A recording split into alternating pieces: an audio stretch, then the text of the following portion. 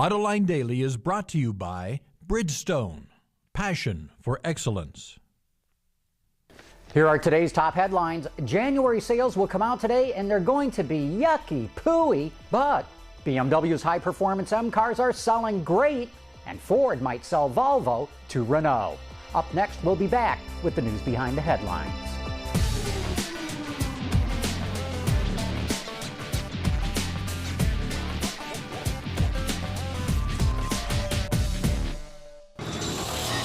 This is Autoline Daily for Tuesday, February 3, 2009, and now the news. Later today, we'll see what car sales were for the last month in the American market, and the numbers will be grim. Reuters reports that analysts are predicting the annualized rate for January will be barely over 10 million units, about the same disastrous level they've been running at for the prior 3 months. And fleet sales are expected to be down dramatically, which will hurt the Detroit automakers the most since they do the most fleet sales. Here's one I'm at a loss to explain. Sales of BMW's high-performance M car shot up 50% last year, making 2008 the M brand's second best year on record. You remember 2008 when oil prices topped $140 a barrel and then the market collapsed? Well, sales of M cars in the US alone rose 70%, the brand's highest increase. Just goes to show that some people just love performance. French automaker Citroen is introducing a new lineup of near-premium cars that includes bringing back the DS, probably the brand's most iconic car. I ought to know, I own a DS. The first concept car introducing the new premium cars is expected to debut at the Geneva Motor Show next month.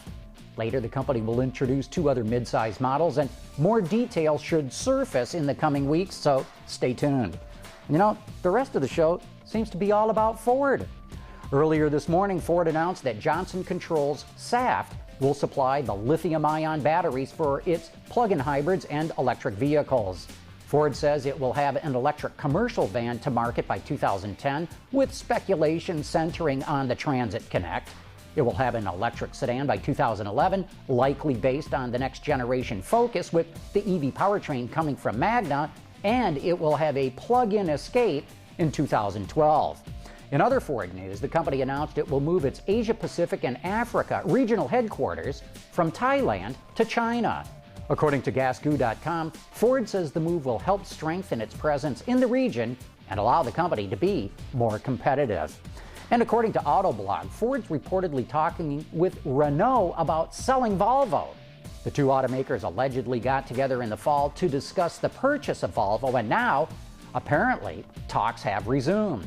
Volvo and Renault almost combined back in 1993, but Volvo management and shareholders were against the merger. And you know, that's the perfect segue into our feature story. Coming up next, a look at the redesigned 2010 Volvo XC60.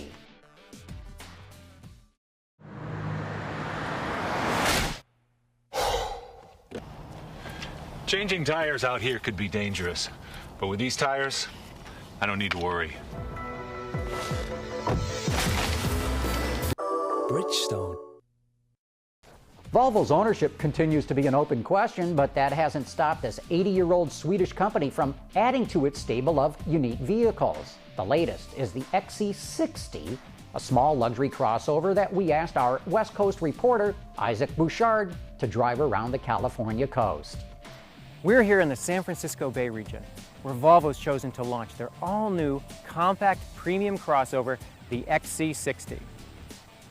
It has all kinds of new active and passive safety features that will be terrific for those who have to deal with urban traffic conditions. And it has an aesthetic appeal that is reflected in the city of San Francisco. This is something new to traditional Volvo customers, and we hope that they will appreciate that. They will see the connection between the harmony of the forms here and harmony in nature. And we feel that this gives it a pretty timeless shape that will stand the test of time, as well as be contemporary today. It's not just your typical crossover where it's driven by dimensions here and there and the things it has to carry inside. It does a great job of doing that, but it's also a more coupe-like greenhouse. The overall character of the car is quite playful, yet confident. So, you know, it's really a step in the direction that we at Volvo really hope to continue forward with.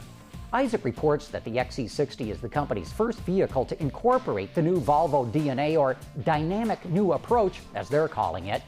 In fact, if you'd like to know even more about the styling of this small premium utility, we've got a video walk-around of the vehicle with Steve Mattin, the design director at Volvo, and it's in the John's Journal section of our website, www.autolinedetroit.tv, and you can find a link to that video in today's show notes as well. And by the way, Isaac will be back on Thursday's Autoline Daily with a look at Volvo's new safety feature on the XC60. And also, we've got an event coming this Friday you're not going to want to miss. It's a live webcast at noon with Ellen Hughes-Cromwick, the chief economist at Ford. She'll be giving us Ford's forecast for how the economy will do this year, as well as Ford's forecast of what's going to happen with car sales. You'll be able to post comments and ask questions during the interview, so start thinking about what you'd like to ask. You'll be able to see it at AutolineDaily.com or AutolineDetroit.tv. And remember, that's this coming Friday, live at noon Eastern Time, or 1700 hours Greenwich Mean Time. And that's it for today's top news in the global automotive industry. Don't forget, you can get podcasts, transcripts, and a lot more at our website, AutolineDaily.com. Thanks for watching. We'll see you tomorrow.